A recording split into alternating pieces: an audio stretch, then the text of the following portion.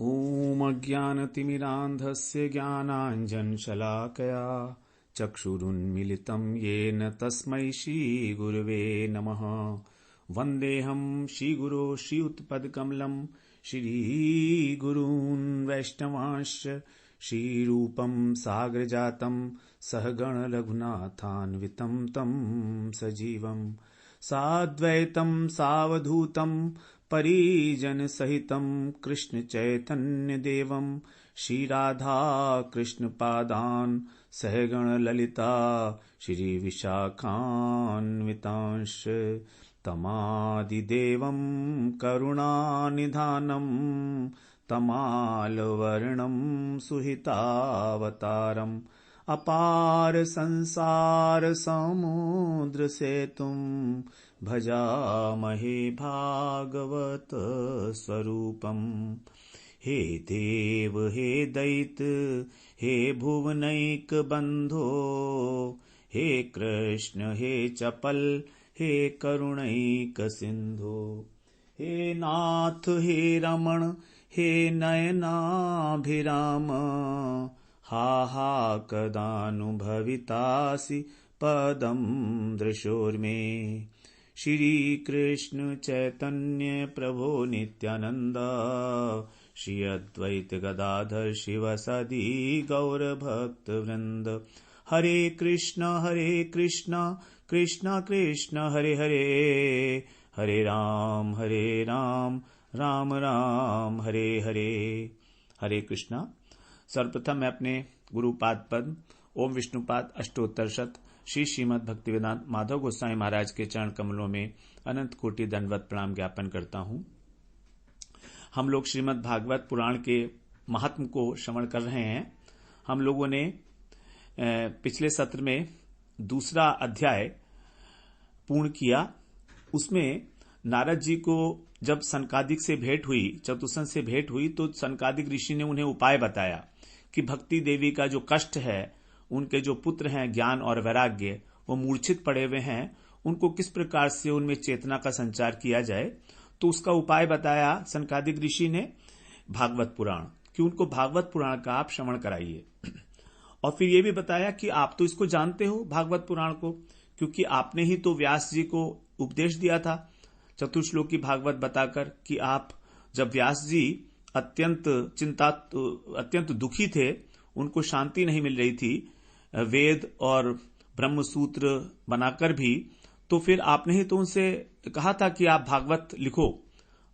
व्यास जी ने अनेक पुराण की रचना की, लेकिन भागवत की नहीं की थी। तब आपने ही उनको प्रेरणा दी थी, और आप अब विस्मय क्यों कर रहे हो इसलिए। तब नारद जी कहते हैं, हाँ मैं इस बात को समझा हूं कि आपका दर्शन ही वास्तव में कल्याणकारी है। जो संतों का दर्शन है, महापुरुषों का दर्शन है, वही हमें इस संसार दुख रूपी जो दावानल है, इससे पार करा सकता है, इससे दूर कर सकता है।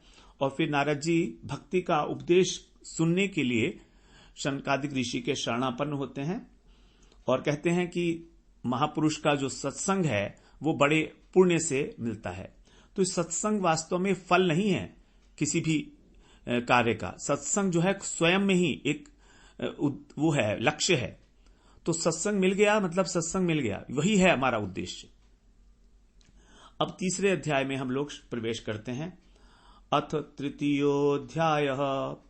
इस अध्याय के अंदर भक्ति का जो कष्ट है उसके लिए किस तरह से उसका निवारण होगा वो नारद जी पूछ रहे हैं। नारद जी प्रश्न पूछ रहे हैं पहले सनत कुमार से कि ये भागवत यज्ञ किस प्रकार करना है, क्या इसकी प्रोसीजर है, कहां पर करना है, वो सारी बातें। तो पहले श्लोक में कह रहे हैं नारद जी, नारद उवाच ज्ञान यज्ञम करिष्यामि शुक शास्त्र कथोज्वलम भक्ति ज्ञान विरागाणाम स्थापनार्थम प्रयत्नतः। कह रहे हैं ज्ञान यज्ञ करिष्यामि, मैं इस भागवत का जो ज्ञान यज्ञ है वो मैं अब करूंगा। और ये भागवत कौन सा है? शुक शास्त्र कथोज्वलम, जो सुखदेव जी के द्वारा कहा गया है उज्जवल ज्ञान यज्ञ। तो नारद जी ने अपना निर्णय बताया उनको कि मैं इस ज्ञान यज्ञ को करूंगा और ये अत्यंत उज्जवल है।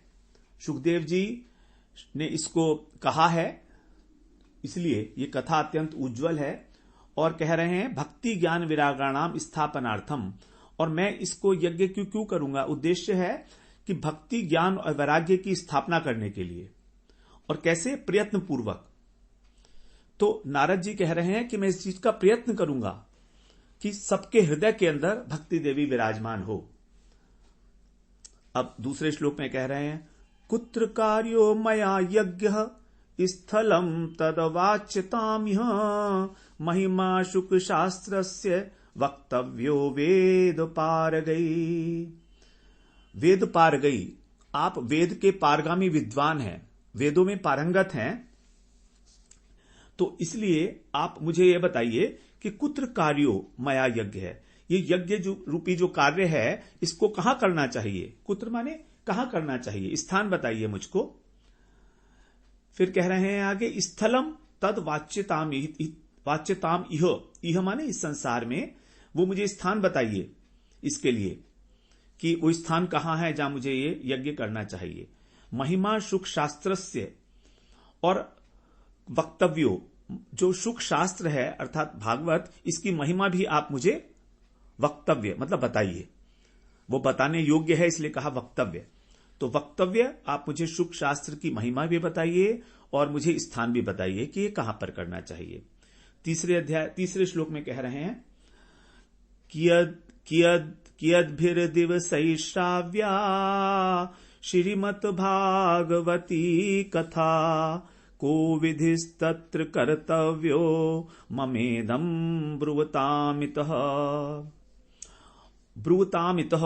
और यह भी बताइए मुझको आप कि श्रीमद् भागवत कथा कियद्भिर दिवसई, कितने दिन तक इसको सुनाना चाहिए। श्राव्या मतलब सुनाना चाहिए, कितने दिन तक भक्ति ज्ञान और वैराग्य को ये कथा सुनानी है। तो आप मुझे अब ये भी बताइए कि इसका नियम विधि विधान क्या है, कितने दिन तक इसको सुनना चाहिए, समय की क्या मर्यादा होगी, ये आप मुझे बताइए। और को विधिस्तत्र कर्तव्यो, और किस विधि के साथ मैं इसको करूं, ये विधि भी बताइए मुझको, सुनने की विधि क्या होगी। तो 3 बातें आई यहां पर कि स्थान कौन सा होगा, विधि क्या होगी और कितने दिन में मुझे सुनाना चाहिए। ये 3 प्रश्न जो हैं नारद जी ने यहां पर किए गए हैं। अब यहां पर सनकादिक ऋषि उसका उत्तर दे रहे हैं। कुमारः ऊचु शृणु नारद वक्ष्यामो विनम्राय विवेकिने गंगाद्वार समीपे तु तटमानंद नामकम। नारद जी सुनिए, आप कैसे हैं, विनम्राय और विवेकिने, आप अत्यंत विनम्र हैं और अत्यंत विवेकी हैं। अब देखिए ये जो है नारद जी का योग्यता बता रहे हैं कि आप अत्यंत विनम्र भाव से प्रश्न कर रहे हैं और विवेक भी है आपके अंदर, सत असत विवेक भी है आपके अंदर।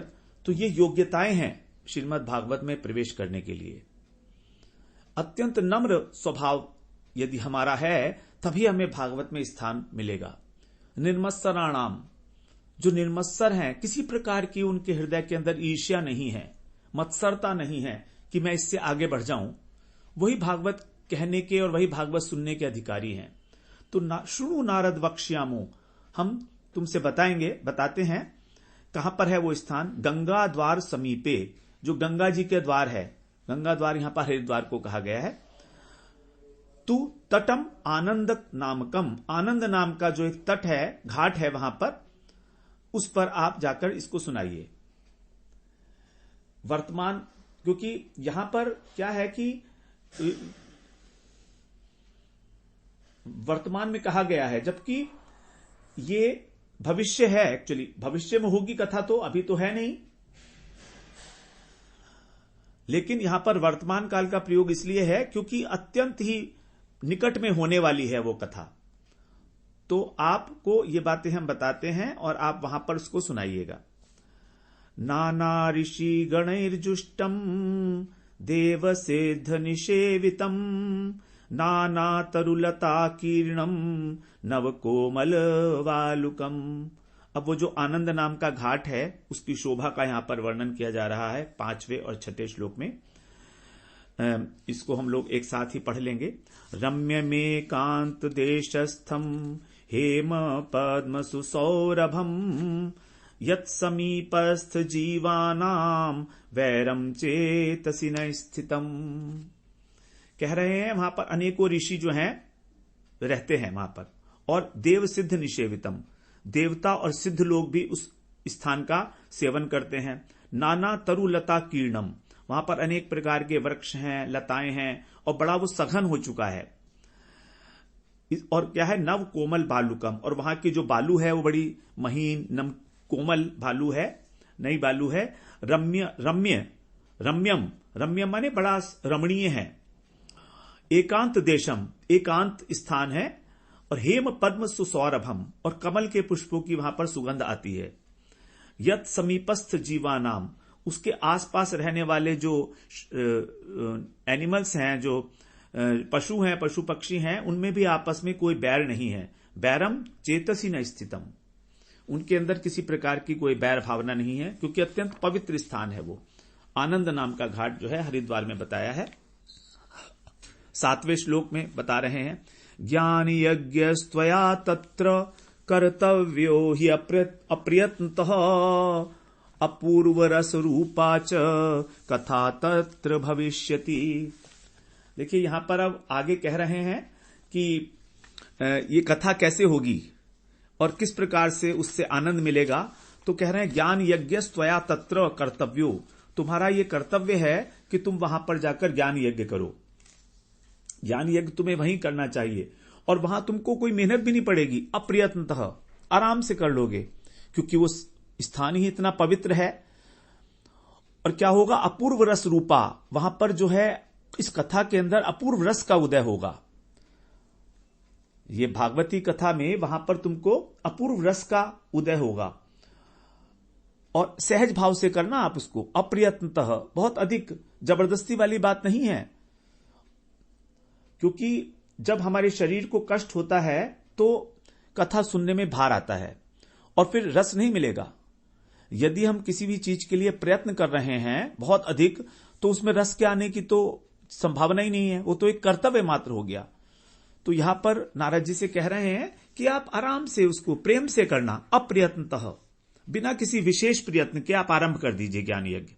अब हम लोगों ने यहां पर श्रीमद् भागवत पुराण हम लोग प्रयास कर रहे हैं, लेकिन प्रयास तो कर रहे हैं, प्रयास है हमारा, मगर धीरे धीरे हमें इसमें किसी प्रकार का भी प्रयत्न नहीं होना चाहिए। ऐसी ही हमारी इच्छा है, और गुरु जी से हमारी मांग रहे हैं हम गुरु जी से इस बात को कि वो हमें इस प्रकार की शक्ति प्रदान करें कि हम इस श्रीमद् भागवत का आस्वादन कर सकें, अपूर्व रस रूपा। क्योंकि इसमें जो रस है भागवत में, वो जबरदस्ती निकालने वाली बात नहीं है। वो आएगा तो आएगा, नहीं आएगा तो नहीं आएगा। तो इस प्रकार से ही हमको भी बिल्कुल अप्रयत्नतः इस भागवत पुराण को श्रवण करना है। पुरः स्थम निर्बलम चैव जराजीर्ण कलेवरम तद्वयं च पुरस्कृत्य भक्तिस्तत्रागमिष्यति। वहां पर पहले ही बता दिया, देखिए सनकादिक ऋषि ने, कि क्या क्या होने वाला है। पुरः स्थम, कैसी कथा होगी वहां पर, कि जैसा रस पहले कभी पैदा नहीं हुआ, जैसा रस पहले कभी पैदा नहीं हुआ, वो रस वहां पर पैदा होगा। और जिस भक्ति के सामने जो उसके पुत्र हैं ज्ञान और वैराग्य, वो कमजोर पड़ गए हैं, बुढ़ापा आ गया है उनको, निर्बल हो गए हैं, जरा शीर्ण कलेवरम, ये उसके साथ, भक्ति के साथ ही वहां पर आ जाएंगे। वहां पर आ जाएंगे जहां आप करोगे, अपने आप आ जाएंगे। आपको बुलाने की जरूरत नहीं है कि भक्ति के पास जाकर आप कहोगे, नहीं, आप तो शुरू करो कथा। पुरस्थम निर्बलम चैव जराजीर्ण कलेवरम, जराजीर्ण भक्ति है जो अपने आप आपके सामने आ जाएगी। तद्वयम, वो दोनों भी आ जाएंगे। च पुरस्कृत्य भक्तिस्तत्रा गमिष्यति, अपने आप जो है भक्ति आ जाएगी आपके पास वहां पर। तो इस प्रकार आपको जब बिना प्रयत्न के और केवल रस की प्राप्ति के लिए आप जब कथा करेंगे तो ऐसा होगा। ये दोनों ज्ञान और वैराग्य जो आपके गीता का ज्ञान सुनाने से, कान में उनके और वेद वेदांत का घोष करने से, ध्वनि करने से भी नहीं जागे हैं, ये वहीं आ जाएंगे भक्ति के साथ जब आप इस प्रकार की कथा करोगे। इसका कारण क्या है? कारण क्या है इसका, वो आगे बता रहे हैं 9वें श्लोक में। यत्र भागवती वार्ता तत्र भक्त्यादिकं व्रजेत कथा शब्दं समाकर्ण्य तत्रिकं तरुणायते। बड़ा इंपॉर्टेंट है। यत्र भागवती का वार्ता, जहां पर भागवती वार्ता होती है, जहां पर भागवत की कथा होती है, तत्र भक्त्यादिकम व्रजेत, भक्ति वहां पर अपने आप आ जाती है। भक्ति आदि, आदि के साथ ज्ञान और वैराग्य के साथ, तो वहां पर अपने आप आ जाती है। क्योंकि जब कथा का शब्द इनके कान में पड़ता है, कथा शब्दम समाकर्ण्य, उस कथा के शब्दों को सुनकर तत्रतिकम तरुणायते, तीनों के तीनों ही वहां पर तरुण हो जाएंगे, उनकी ताकत वापस आ जाएगी। तो भक्ति तो वैसे वास्तव में तरुणी ही है, लेकिन यहां पर त्रिकम तरुणायते, तो भक्ति को सुख प्राप्त होगा और उसके जो पुत्र हैं ज्ञान और वैराग्य, जो कष्ट में हैं, उनका कष्ट दूर हो जाएगा। कष्ट क्या है उनका? कि वो वृद्ध हो गए हैं और मूर्छित अवस्था में पड़े हैं, तो वो तरुण हो जाएंगे और वो जाग जाएंगे, और उनके इस प्रकार से होने से भक्ति जो प्रसन्न हो जाएगी, तो भक्ति जो है वो भी प्रसन्न हो जाएगी वहां पर। तो देखिए, भागवती कथा जहां पर भी हो रही है, ये तीनों ही आएंगे ही आएंगे। इसमें कुछ प्रयास नहीं करना है कि भक्ति देवी को बुलाने के लिए प्रयास करना है कि भक्ति आप, ज्ञान और वैराग्य मेरे हृदय में आप आकर विराजमान हो जाओ। कितना इंपॉर्टेंट श्लोक है ये हमारे लिए कि अपने आप कथा सुनकर भक्ति देवी वहां पर आ जाती हैं। तो अब ये मानकर चलिए कि हम जहां पर कथा करते हैं, वहां हम लोगों ने महिमा में श्रवण किया भी है कि भगवान कहते हैं नारायण ब्रह्मा जी से कि मैं स्वयं वहां पर सभी देवताओं के साथ उपस्थित हो जाता हूं जहां पर नारायण की कथा होती, जहां पर भागवत की कथा होती है। तो एक बहुत बड़ी बात है, हम लोग जिस प्रयास में हम लोग लगे हैं और जिस कृपा को हम प्राप्त करना चाह रहे हैं भगवान की, वो हमें अवश्य में मिलेगी ही मिलेगी। अब सूत जी कह रहे हैं आगे, क्योंकि संवाद तो चल रहा है ना सूत और शौनक जी का, तो ये यहां पर हमारा जो नारद जी का संवाद था वो आगे, नारद जी अभी आगे बोलेंगे, लेकिन बीच में अभी सूत जी का आया है। सूत जी अपनी बात कहना चाह रहे हैं। एवं उक्त्वा कुमारास्ते नारदेन समम ततः गंगा तटम समाजगमु कथापानाय सत्वरः। देखिए कितने इजी शब्द हैं संस्कृत के। आप यदि ग्रंथ में देखते हुए इसको सुनेंगे तो एक एक शब्द आपके समझ में आने लगेगा। एवं उक्त्वा, इस प्रकार कहकर नारद जी कुमार के साथ, कुमारस्ते नारदेन समम ततः, तो नारद जी के साथ सनकादिक ऋषि भी भागवत कथामृत का पान करने के लिए, कथा पानाए, वहां से तुरंत गंगा तट पर चले आए। साम सम आजगमु, आजगमु माने चले आए गंगा तट पर, क्योंकि अभी तो वो बद्रीनाथ में थे ना, बद्रीनारायण में थे, वहां पर ही तो मिले थे सनत कुमार नारद जी को, तो यहां पर कथा पान करने के लिए हरिद्वार में आ गए। यदा यातास्तटम ते तु तदा कोलाहलोप्यभूत भूर्लोके देवलोके च ब्रह्मलोके तथैव च। अब देखिए कथा होने वाली है तो क्या घटनाएं घट रही हैं कितनी तेजी के साथ। यदा यातास्तटम ते, जिस समय, यदा माने जिस समय वे लोग आए वहां पर, तो क्या हुआ, कोलाहलो अप्यभूत, बहुत बड़ा कोलाहल हो गया, शोर मच गया हर जगह, बहुत बड़ा शोर मचा, हल्ला हो गया, कल कथा होने वाली है, कथा होने वाली है, भागवत की कथा होने वाली है। कितनी सुंदर बात है, भागवत की कथा होने के लिए त्रिलोकी में हल्ला हो गया। भूलोके देवलोके च ब्रह्मलोके तथैव च, ब्रह्मलोक तक की बात पहुंच गई कि हरिद्वार में कथा होने वाली है और सनकादिक ऋषि वहां पर नारद जी को कथा सुनाएंगे। ये शोर, ये प्रचार अपने आप से हो गया ब्रह्मलोक तक। ब्रह्मा जी ने भी सुना इस बात को, अत्यंत आश्चर्य में है सब लोग। अब क्या हो रहा है आगे देखिए सुनने के बाद।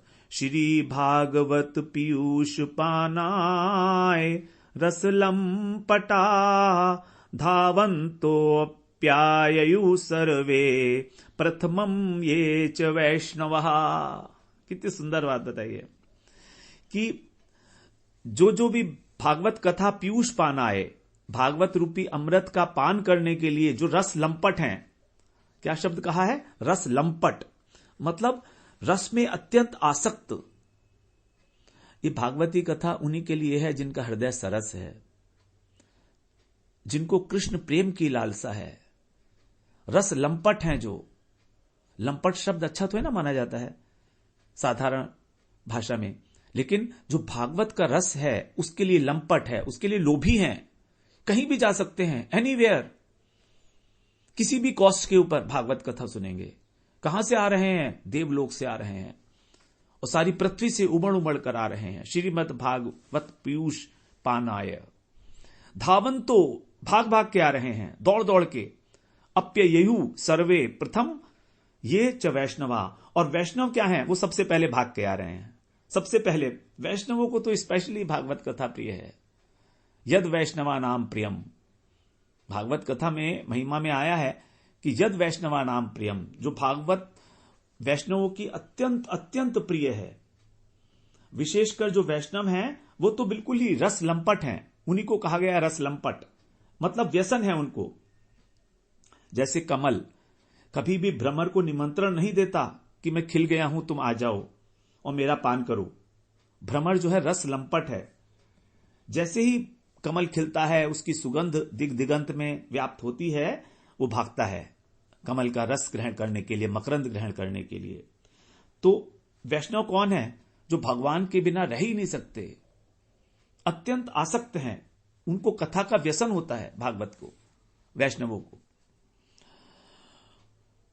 और क्या करते हैं? स्वयं गरीब होते हैं वैष्णव लोग। वैष्णव लोग ज्यादा अमीर नहीं होते हैं अधिकतर, लेकिन अपने सामर्थ्य के अनुसार कथावाचक को धन देने का प्रयास करते हैं अपने अनुसार। घर वाले डांटते हैं कि तुम क्यों सेवा कर रहे हो गुरु जी की, डांटते हैं, फटकारते हैं, लेकिन सुनता कौन है उनकी?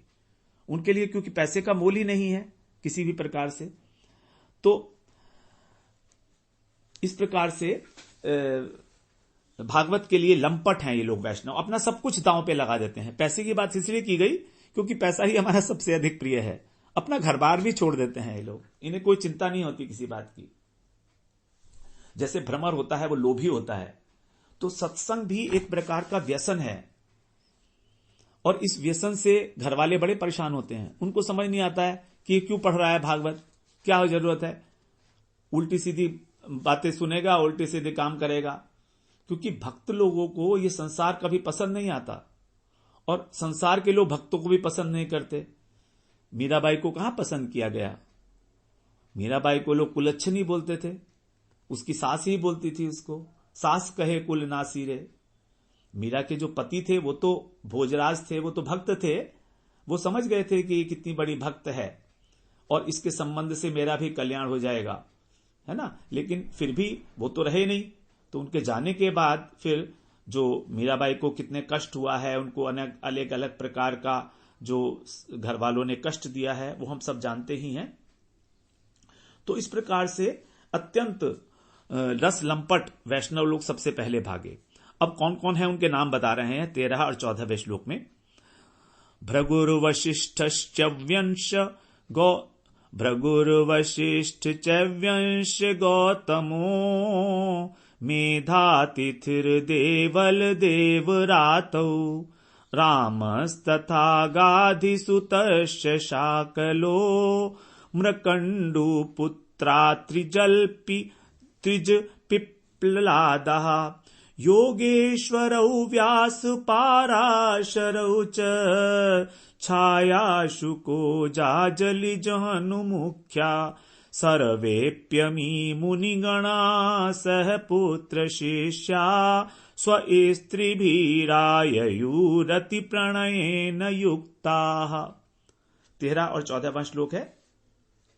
भृगु ऋषि, जिन्होंने भगवान के वक्षस्थल पर लात मारी थी, विष्णु भगवान के वशिष्ठ जो कुलगुरु हैं, राम के, दशरथ जी के जो पुरोहित हैं, चैव्यन ऋषि, उसके बाद गौतम ऋषि जिनकी अहिल्या पत्नी थी, मेधा तिथि ये नाम है, देवल ये भी एक नारद जी के मित्र थे, देवल ऋषि, देवरात, उसके बाद है परशुराम, राम यहां पर है परशुराम, और गाधिस्तुत कौन है, विश्वामित्र, उसके बाद शाकल, ये फिर आते हैं मार्तंड्य, उसके बाद त्रिज, उसके बाद पिपलाद, उसके बाद है व्यास, योगेश्वरौ, व्यास पाराशरौ, व्यास और पाराशर भी आए हैं। देखिए व्यास जी पुत्र हैं पाराशर के, और व्यास जी के पुत्र हैं सुखदेव जी। तो सुखदेव जी ने भागवत सुनाई है, लेकिन यहां पर व्यास जी भागवत सुनने आए हैं। भागवत लिखी है तो भी भागवत का श्रवण करने आए हैं, और उनके पिताजी पाराशर भी आए हैं। व्यास पाराशरौ, छायाशुक हैं, जाजली ऋषि हैं, और जहनु मुनि जिन्होंने अपनी जंघा से जब भगीरथ लाए थे गंगा जी को, तो जहनु ऋषि का वो आसन बहाकर जब ले जा रही थी गंगा, तो इन्होंने उसको अपने अंदर ही समा लिया था, वहीं रोक लिया था। फिर भगीरथ ने जब उनकी उपासना की, उनकी स्तुति की, तो फिर अपनी जंघा से उन्होंने एक धारा जो है गंगा जी की निकाली, इसलिए उसको बोलते हैं जहनु। और इसी के कारण गंगा जी का नाम बोला जाता है जाह्नवी, जहनु जी की पुत्री के रूप में, तो जहनु मुनि है। अब इसमें जो छायाशुक हैं ये दूसरे हैं, सुखदेव जी अलग हैं और छायाशुक अलग हैं। जब वेद व्यास जी सुखदेव जी को भागवत पढ़ा रहे थे, तो व्यास जी ने कहा कि बेटा तुम गुरु दक्षिणा नहीं दोगे? तो सुखदेव जी बोले कि मांगो आप, हम पर क्या है, हम तो अवधूत हैं, कुछ भी नहीं था उनके पास। तो व्यास जी बोले ठीक है, मैं तुम्हें ही मांग लेता हूं, तुम मुझे छोड़कर मत जाओ। अब सुखदेव जी कहते हैं ठीक है, लेकिन मैं तो देखो रुक नहीं सकता हूं, तो मैं अपना प्रतिबिंब आपके पास रख देता हूं, और वही छायाशुक है। तो इन छायाशुक का फिर विवाह भी हुआ था, और इनकी बेटा बेटी भी थे। ब्रह्म तत्व नाम का इनका एक पुत्र भी था, और बेटी का नाम था इनका कृत्वी। इस प्रकार से छायाशुक जो हैं और सारे ऋषि वो कैसे आए हैं, सर्वे अपि मुनिगणः सह पुत्र शिष्यः, अपने पुत्रों के साथ, अपने शिष्यों के साथ, स्व स्त्री भी, अपनी अपनी पत्नियों को भी लेकर आए हैं। और कैसे आए हैं, उसके बाद क्या बताया है, अपनी स्त्रियों के साथ आए हैं और बड़े प्रेम के साथ आए हैं। प्रणयन, रति प्रणयन युक्ता। देखिए भागवत श्रवण कर रहे हैं और अपने पूरे परिवार के साथ बड़े प्रेम के साथ आए हैं। ये नहीं है कि पति भागवत सुनने जा रहा है तो पत्नी जो है नाक भौं सिकोड़ रही है, अथवा पत्नी जा रही है तो पति कह रहा है कहां जा रही हो तुम भागवत सुनने के लिए, क्यों जा रही हो। तो ये सब मिलकर आए हैं। देखिए किसी प्रकार की कोई कलह नहीं है घरों के अंदर वहां पर। अब आगे 15वें श्लोक में बता रहे हैं और कौन कौन आया वहां। वेदांतानि च वेदाश्च मंत्रास्तंत्रः समूर्तयः दश सप्त पुराणानि षट्शास्त्राणि तथा ययु। इसके अलावा वेद भी आए वहां पर, वेद मूर्तिमान होकर आए। ये सब, इन सब का जो है एक स्वरूप है वेद का। जो ब्रह्मलोक के अंदर वेद, वेदांत इत्यादि ये सब वहां पर अपने शरीर को धारण करके रहते हैं, शरीर को धारण करके। तो ये वेद जो है हमारे को तो केवल अक्षर के रूप में उपलब्ध है, लेकिन इनका जो विग्रह है वो वहां पर ब्रह्मलोक में है। तो वेद, वेदांत, मंत्र, तंत्र मूर्तिमंत होके वहां पर आए आधिदैविक रूप में। फिर आए 6 शास्त्र, सब मूर्तः, मूर्तिमंत होके वहां पर आए ये लोग। फिर वहां पर जितने भी शास्त्र हैं वो सब आए, 6 शास्त्र हैं और 17 पुराण, 10 सप्त पुराणानि, क्योंकि 18वां पुराण तो भागवत ही है। तो सारे पुराण भी मूर्तिमंत होकर और भागवत सुनने के लिए आ रहे हैं, भागवत की कथा। तो मूर्तिमान होकर ये सब वहां पर उपस्थित हो रहे हैं। इसके अतिरिक्त और कौन आ रहा है 16वें श्लोक में श्रवण करते हैं। गंगाद्या सरिस्तत्र पुष्करादिसरांसि च क्षेत्राणि च दिशः सर्वा दंडकादि वनानि च। नदियां गंगा जी आई, इसके अतिरिक्त और भी नदियां आई। गंगाद्या सरितस्तत्र, वहां पर जितनी भी नदियां थी, पुष्कर आदि जो सरोवर हैं वो भी आए, कुरुक्षेत्र, उसके बाद क्षेत्राणी का मतलब कुरुक्षेत्र, और इसके अतिरिक्त जो भी है दिशाएं, सारी दिशाएं जो 10 दिशाएं हैं वो भी आई। दंडक वन, दंडकारण्य वन है ना जहां पर रामचंद्र जी गए थे, तो दंडक वन वो भी आया। हिमालय भी आए वहां पर। आगे वाले श्लोक में बता रहे नगादयो ययुस्तत्र देव गंधर्व दानवा गुरुत्वात् तत्र नायातान भृगु संबोध्य चानयत। तो हिमालय आदि पर्वत जो है उसको कहा नग, और नग का अर्थ होता है नौ प्लस गौ माने गमन करना। तो जो गमन नहीं करता, न गच्छति, उसको इसलिए कहा गया नग, मतलब जो स्थिर रहता है। तो हिमालय इत्यादि जो पर्वत हैं वो भी आए, और देव गंधर्व दानव सब लोग सुनने के लिए आए। और गुरुत्वात् तत्र न आयाता, और कुछ लोगों के अंदर अपने बड़ेपन का अभिमान था, वो लोग वहां नहीं आए। न आयाता, वो लोग नहीं आए जिनमें बड़प्पन का अभिमान था। ऐसे भी हैं बहुत लोग। भागवत कथा में हम इसलिए नहीं जाएंगे क्योंकि हमको आगे बैठने के लिए जो है जगह नहीं मिलेगी। ऐसे भी हैं बहुत लोग कि हमको उचित स्थान नहीं मिलेगा, हमारा सम्मान नहीं होगा, तो हम भागवत कथा सुनने क्यों जाएंगे। तो कह रहे हैं ऐसे भी लोग थे। गुरुत्वात् तत्र न आयाता। फिर क्या हुआ, भृगु संबोध्य चानयत। तो भृगु ऋषि जो है उन सबको पर्सनली बुला कर लाए। भृगु जी का नाम सबसे पहले आया है यहां पर 13वें श्लोक में। तो भृगु जी ने देखा कि ये लोग नहीं आए हैं जो अपने बड़प्पन, अपने को बड़ा मान रहे हैं, तो भृगु जी गए उनको बुलाने के लिए। देखिए, हमें किसी भी प्रकार का भागवत को श्रवण करने में, उत्साहित करने में, अनुमोदन करने में संकोच नहीं करना चाहिए। हमें जैसी जहां पर जगह जिस प्रकार की भी संभव हो और अधिक से अधिक लोगों को जोड़ने के लिए प्रयत्न करना चाहिए। कुछ लोग सोचते हैं कि ये हमारे लिए नहीं है, हम तो इसके ऊंचे उठे हुए हैं इससे।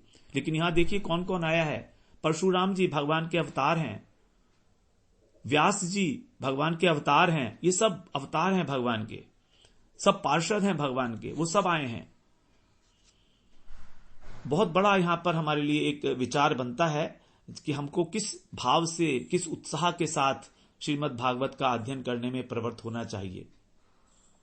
18वें श्लोक में कह रहे हैं, दीक्षिता नारदेनाथ दत्तमासानमुत्तमम् कुमारा वंदिता सर्वैर निषेधु कृष्ण तत्परः।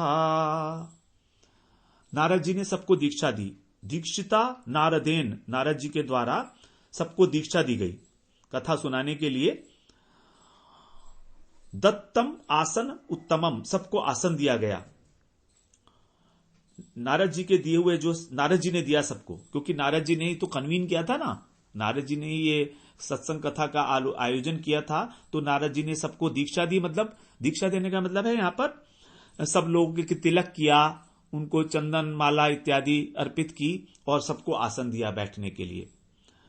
कुमारा वंदिता, और जो सनत कुमार हैं, जो व्यास हैं, उनका वंदन किया प्रॉपरली, उनको वंदन किया उनका। और उसके बाद सर्वै निषेधु कृष्ण तत्परा, इस प्रकार जो कृष्ण तत्परा, कृष्ण के परायण हैं, तत्परा, तत् माने कृष्ण, कृष्ण के जो परायण है सब प्रकार से सनकादिक ऋषि, उनको प्रणाम किया, उनका अभिवंदन किया और उनकी पूजा की वहां पर प्रणाम करके। अब किस प्रकार से बैठे हैं, उसका क्या अरेंजमेंट है, वो भी बता रहे हैं। देखिए, सब कुछ बड़ा सिस्टमैटिकली हो रहा है, ऐसा कोई हैफाजर्ड नहीं है कि सब भीड़ आई और वहां पर बैठ गई। नहीं, सबके लिए एक नियम है। देखिए 19वें श्लोक में श्रवण करते हैं। We are very fast here, क्योंकि ये सब नरेशन चल रहा है। कोई तत्व की बात होगी तो वहां पर हम लोग रुक के चर्चा थोड़ी सी करेंगे, ऐसी बात नहीं है। वी आर नॉट दैट कि हम भाग रहे हैं, लेकिन क्योंकि संस्कृत का उच्चारण भी कर रहे हैं तो तत्व की तो यहां पर कोई भी बात है नहीं इस प्रकार की। जहां पर जिस तरह की बात होगी वहां हम लोग उस तरह से उस सिद्धांत को प्रतिपादित करेंगे। वैष्णवाश्च विरक्ताश्च न्यासिनो ब्रह्मचारिणः मुख भागे स्थितास्ते च तदग्रे नारदः स्थितः। श्रोताओं में सबसे पहले कौन बैठा? वैष्णव लोग।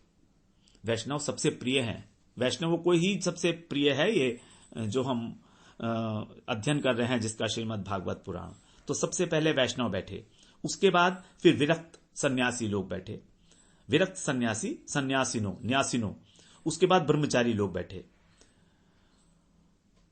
आगे बैठे ये सब।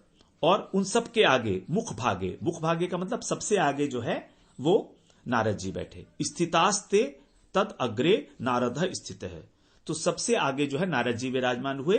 फिर उसके बाद वैष्णव, विरक्त सन्यासी और ब्रह्मचारी लोग बैठे, ये सब आगे ही बैठे हैं। अब इसके अतिरिक्त क्या अरेंजमेंट है देखते हैं। एक भागे ऋषि गणास तदन्यत्र दिवौकसः वेदोपनिषदोन्यत्र तीर्थान्यत्र स्त्रियोन्यत। जय, फिर आगे कह रहे हैं एक भाग में ऋषिगण लोग बैठे, दूसरे भाग में देवता। एक भागे ऋषिगणास तद अन्यत्र दिवौकसः, दिवौकसः का मतलब होता है देवता। उसके बाद फिर एक दूसरे भाग में क्या हुआ, वेद बैठे और उपनिषद ये एक साथ। और एक भाग में तीर्थस अन्यत्र, और स्त्री लोग अलग बैठी दूसरी ओर। तो एक भाग में ऋषि, देवता, वेद, उपनिषद और तीर्थ इत्यादि बैठे, और एक दूसरे भाग में फिर स्त्रियां बैठी।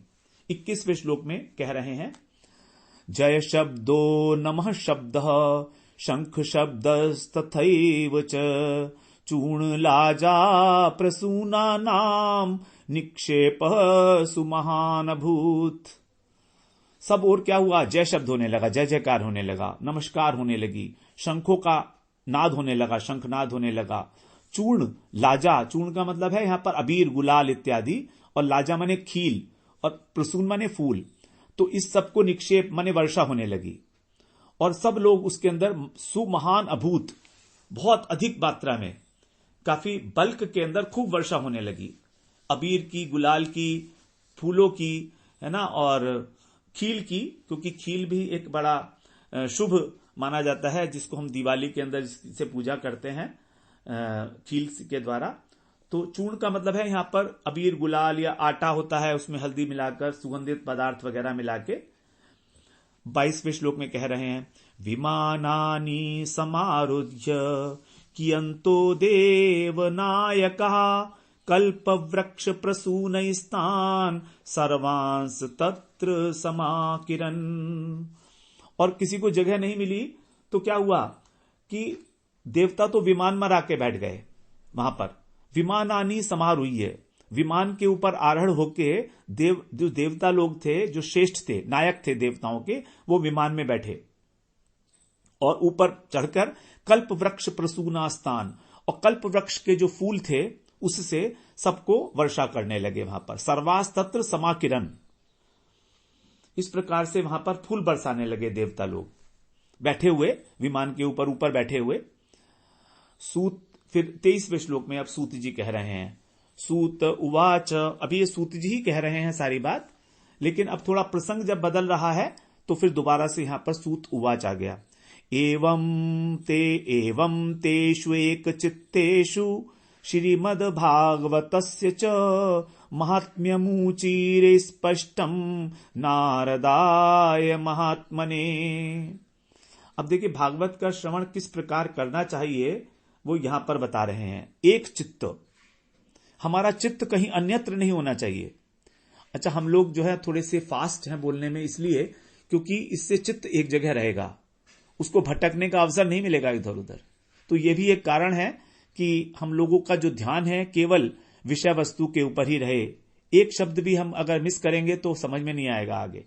तो कह रहे हैं एवं तेषु एक चित्तेषु, एक चित्त होकर वहां पर श्रीमद् भागवतस्य च, भागवत का जो महात्म था उसको श्रवण करने के लिए, महात्मम उचिरे, स्पष्ट करके सुनाने लगे।